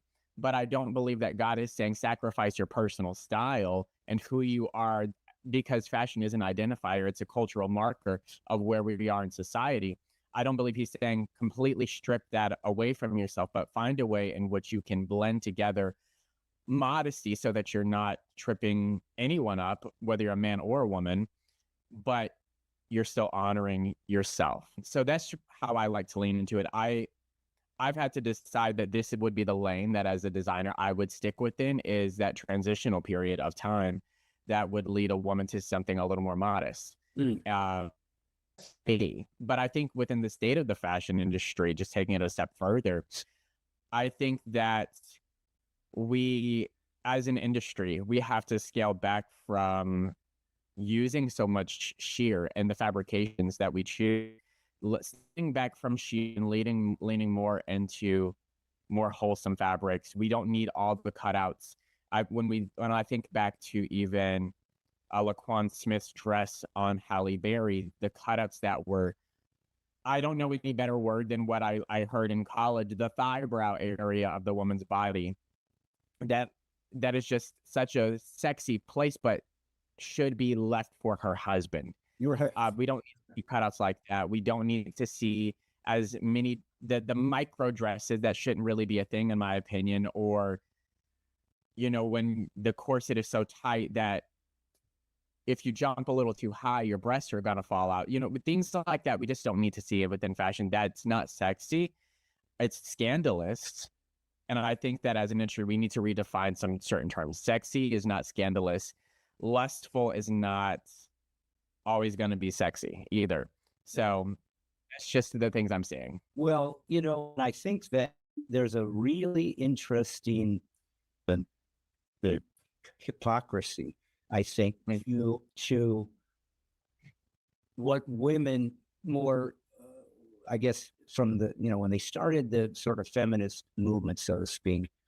And it always cracks me up when I hear women say, yeah, I did this nude saying to empower myself. And I'm going, okay, if you are that naive to think, like when women go out to protest a big pharmacy and they are topless.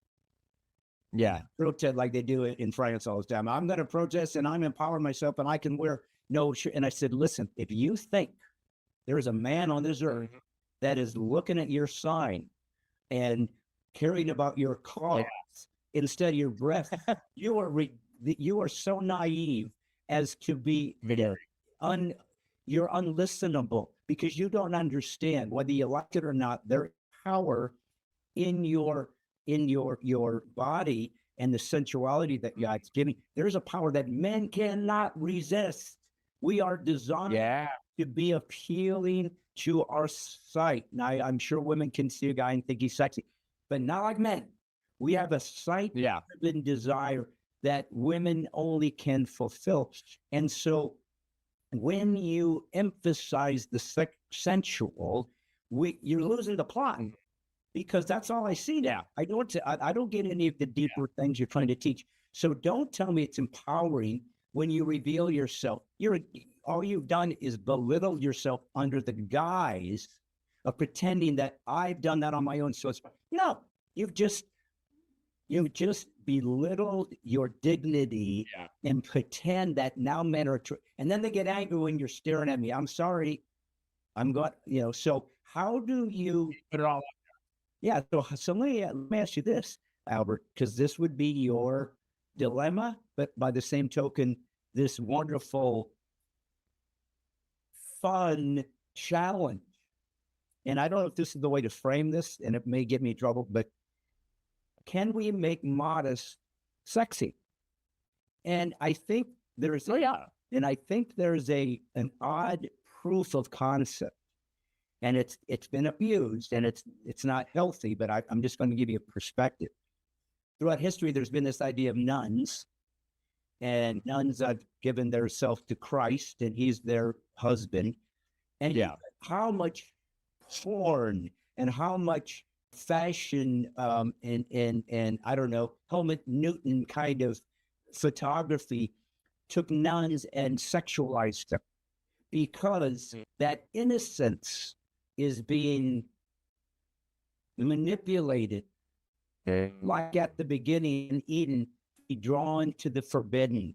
So they know there's something even sexier about that which shouldn't be able to be approached.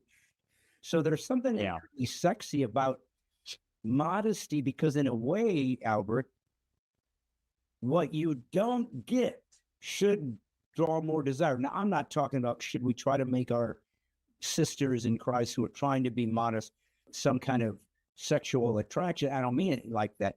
But there is something provocative about a woman who says, no, you got to earn this. You're going to have to give me this. There's something unique, provocative about the woman says, I've got the power to say, the only guy that deserves this gets it. Is there a way to create that vibe in fashion?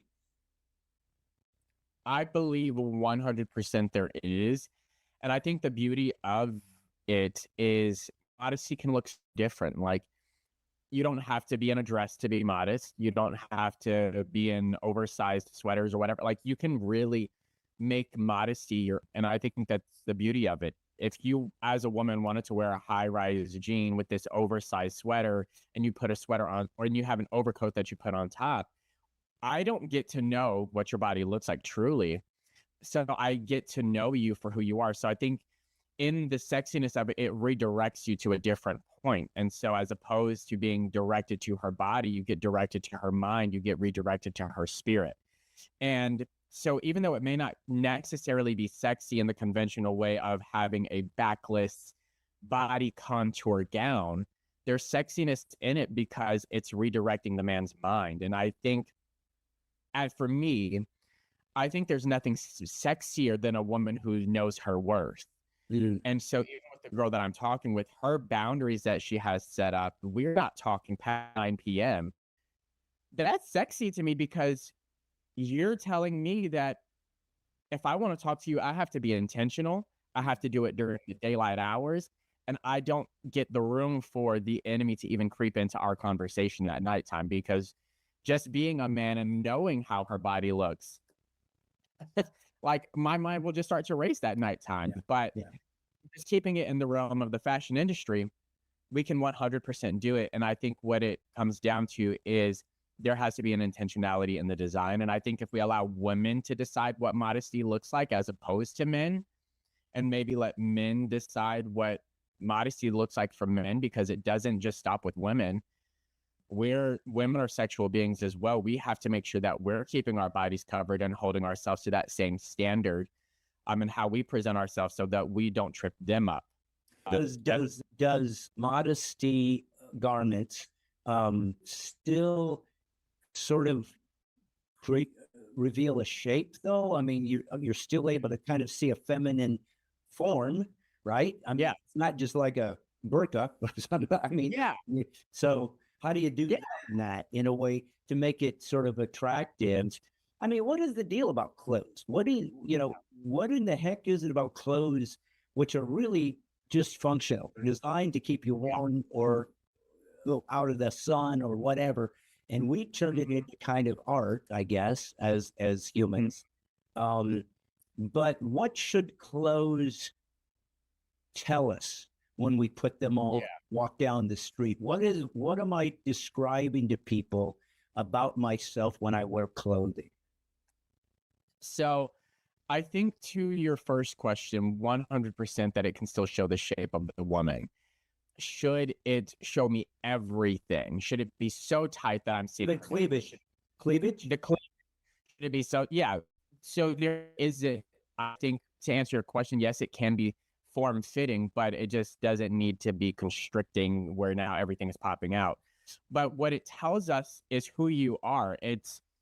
It communicates who you are without having to open your mouth. If I see a girl from across the way, I get to know, I can tell she's goth just for the fact that she has these studs coming off her neck and she's in all black and she's in these 6-inch boots that are completely platformed and she has all of these chains hanging around. So it's communicating that she's probably protecting herself to a certain extent, or that she's guarded or whatever it may be. As opposed to someone who's in a business suit, it's communicating that you're here for a different purpose. So I think when we look at it that way, it's a communication. So what do you want the world to see of you when you walk out of your house? And I think that's the question that people need to ask themselves when they get dressed is, how do I want to be received? Do I want to be received as that person who's unapproachable? Or do I want to be received as someone who is approachable but still has style? Do you think women, and let's just talk about Christian women, since that's kind of the where you've focused, you're trying to provide fashion for them that doesn't look clunky and just not attractive. But don't you think inherently we are kind of searching for partners? We're searching for that completeness. And so to a certain degree, we want men, if I'm a woman, to be attracted to me. I want a guy to find me interesting and desirous. And part of that is my physicality. That's part of me. That's the earth suit God gave me. So I don't know there's something intrinsically wrong with wanting to be attractive. So I think it's kind of a fine line because, in the early days in the Old Testament, you earned your woman. You didn't get to really even date them. You kind of were betrothed, but then you had to go work for 7 years before you found out that again. So it was kind of like the wedding night, ta-da, was something that took a long time to get to. And you weren't given any previews along the way. Yeah. It was something you longed for. And then when you got it, it was this amazing reward. As it is, the sexual experience is a reward for making a sacred covenant with somebody. And so I'm just wondering, though, for women who perhaps are Christians and they are wanting to save themselves for that man and they want that guy, but they in some ways feel this isn't the right word, but outclassed by the girls that can go show their goods. Well, they're going to draw the attention. And I guess you could make it simplistic and go, yeah, but if they're serving God, they won't care. They'll just be okay. But the truth is, I want you to look at me too. So what is it that and by the way, do you have any designs that we could show during this interview, like we could put up just to give a vibe for what you've created that we could put up on screen? Now, right now, you can send it. I actually have one on my mannequin. Okay. Right here. Okay. Yeah, I show it. I don't have any that I'm working on currently. You don't have any. So I actually some photos we could maybe. You don't have to. But you could decide. We can put them up in post if you do. Is all. Yeah, I can definitely send you some stuff that I've created in the past. So actually, just to clarify a little bit, so my business model now is, so we created Exodus Fashion Week to promote other designers who are in the Christian fashion space. So we're not in the early stages of our business, we're not creating designs. We're just a servant in the industry, if you will. And so what we're doing is we've created Exodus Fashion Week to give Christian fashion designers a place in which they can be Christian and present their design, and they don't have to compromise to be a part of the CFDA and be a part of their week, which is the certifier of fashion in the States, if you will. So what we're looking to do is be the Christian version of the CFDA. So we have our fashion week that we're building. We're looking to go to other cities and states. So we're going to be going to all the major fashion capitals throughout the world and just creating this space and really separating ourselves from the traditional industry.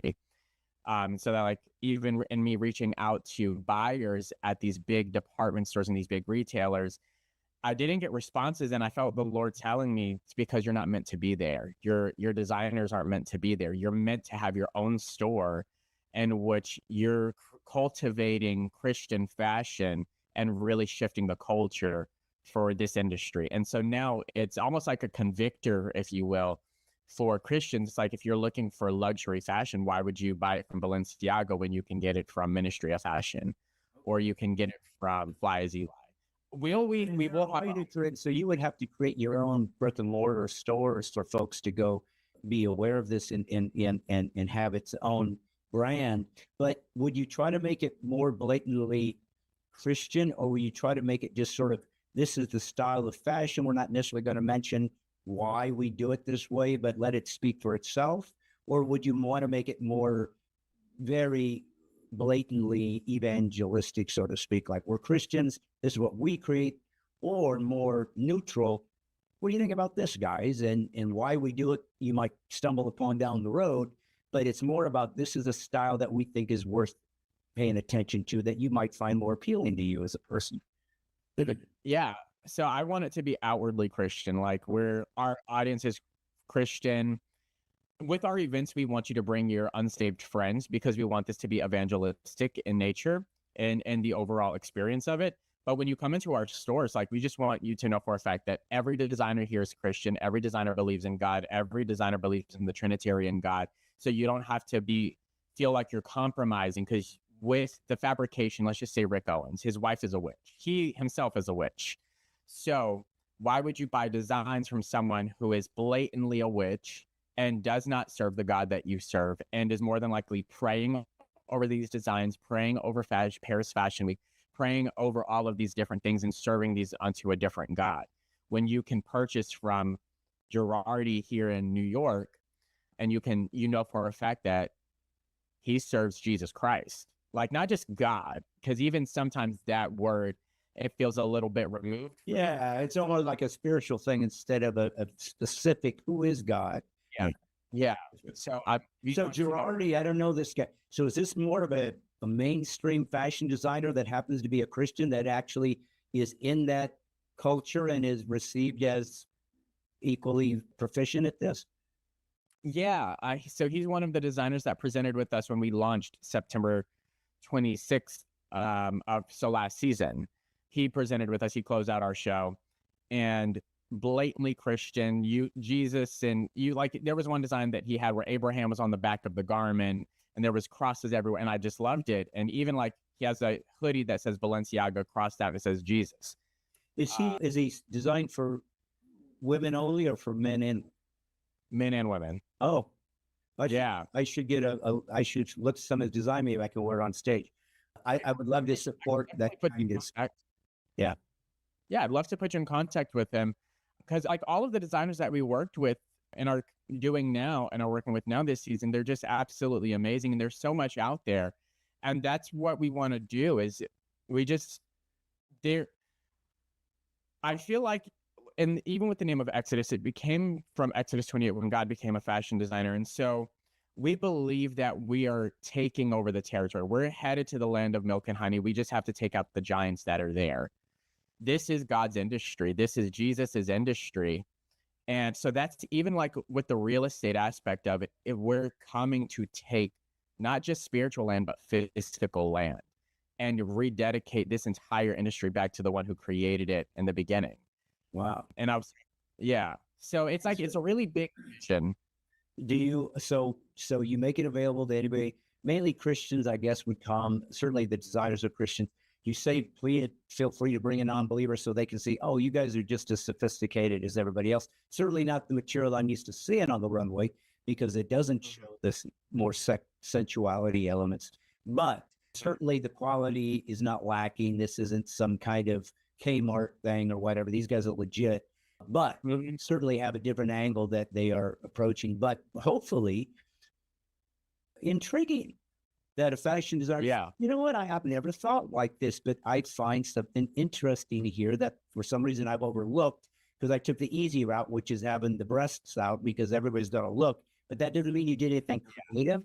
You took advantage of a physical desire, a lustful desire that we have, and you just took it. It's like doing comedy and just saying the F word all the time. Easy to do, available to anybody, not creative. It's not creative. easy, cheating, but to try to make me, I try to make you laugh by saying F this, F that, I'm having sex here and there. It's easy to do, but if I can make you laugh talking about making a piece of toast, now I'm a true comedian because I did something really creative. I found funny what nobody else saw funny. So it sounds to me like what you're saying to me, Albert, is we have found fashion, we have found design, we have found couture, we have found creativity in a world you guys didn't even know existed. And maybe what is more important is I'm not trying to show you as a Christian that we can do it just as good as the mainstream guys. I think you're trying to create industry where the mainstream guys go, how did you do that? What have you discovered we didn't know was out there? Because that is the true representation of the creator of all things. That's the Sistine Chapel we used to leave for a culture, the Pieta. That's what we as Christians or those who are driven by Christian beliefs used to leave as our legacy. And it sounds to me like you are wanting to bring back the legacy of true creation through modesty, but not compromising creativity and beauty. And that, my friend, is a difficult thing to do. Let me give you a last word. If people wanted to know about your business, participate in it, help in it, pray for you, help you in any way they could, or young designer happens to be a believer going, oh my gosh, I didn't know this existed. How can I jump in? What would you recommend? How would you get them there? Yeah. So if you wanted to participate as a designer, as a vendor, whatever it may be, and you can DM us on Instagram at @exodusfashion_, or you can DM me personally at Albert Hayes, HAYES_, or you can email us at exodusfashionweek@gmail.com. If you wanted to get tickets to our events, you can go to our Eventbrite. It's in the link in our bio. Or depending on where you are in the world, you can actually stream it on the Goodview Network on February 7th. So that's when our next show is happening, February 7th. We are going to have our show in Flatiron, 39 West 29th Street. But if you want to be a designer, you want to chat with us about partnering with us or volunteering, anything of the nature, you can directly contact us via email or DM on either of those two platforms. So yeah. Excellent. Well, listen, like I said, just met you, but very grateful guys like you exist. You had a very challenging life. You've gone through things that not most of us have to. And you've come out the other side saying there's something greater out there, and I'm going to point that way to you.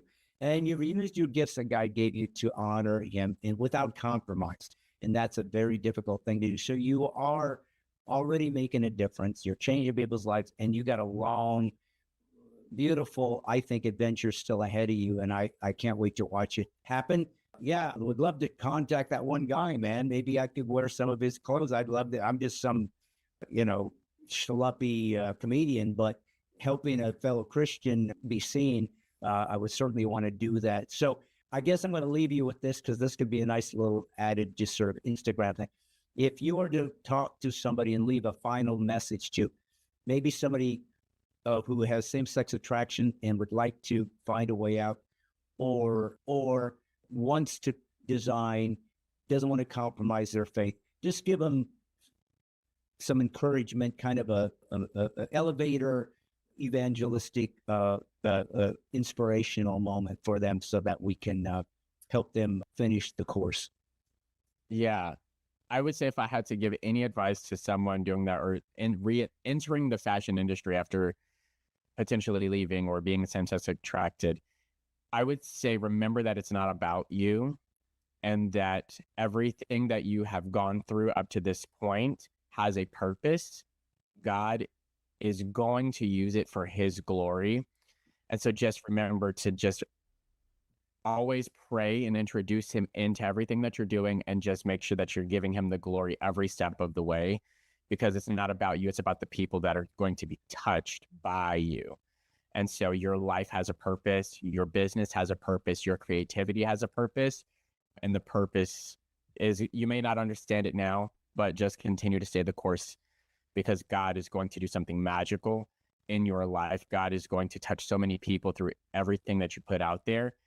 And don't be afraid of small beginnings. Steward these small beginnings, because once it blows up and once you meet people like Brad Stein and just have amazing conversations and get to know them, your life is going to change. So, but steward what you have now so that when you reach success, you don't forget your why.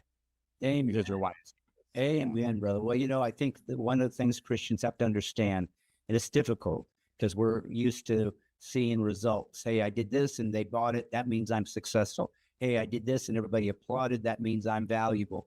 And to a Christian, you have to remember that you are not seeking results. You are seeking the calling. You are supposed to go to the calling, and then the results will follow. If you're seeking results, you'll get off track, folks. And, you talked about earlier about sometimes the sacrifice of your desires is what God's asking. And it's hard to be a Christian. I'm so glad you said that, because that's very often not talked about in America. It's very difficult. You know why? Because we were never called to be Christians. We were called to be disciples. That's a whole different ballgame. Become a Christian, easy. It is. Easy. Why? Jesus does all the work. To become a disciple, be the hardest thing you will ever do in your life, because you have to sacrifice everything. But it will complete you. You'll finally know who you are, why you're here, and ultimately, where you're going. So, folks, please pray for Albert Hayes. Watch Exodus Fashion Week on Goodview. Watch it. Go buy garments from these guys and gals that are trying to honor God. Help them, support them. Don't put your money where your mouth is. Help them succeed, and pray for Albert.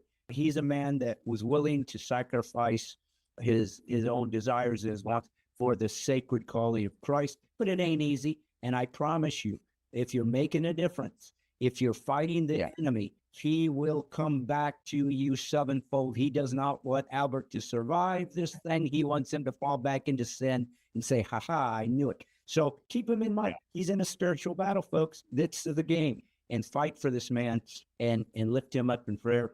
And again, go see Exodus Special Week. And perhaps if you're in a community you think could use this, I'll bet you could reach out to them and say, hey, how do we bring this into St. Louis? How do we bring this into Denver? I don't know.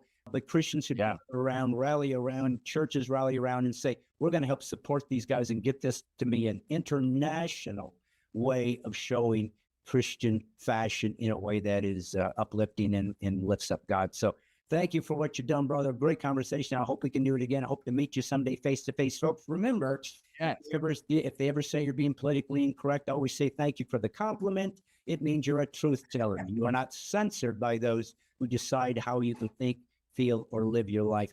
And remember, folks, as a Christ follower, you're the last truth tellers on earth, and it is your obligation to boldly proclaim there's one God, and he reveals himself in Christ. Remember, just a comic, but what do? Just putting the woke back to sleep. See you next Monday.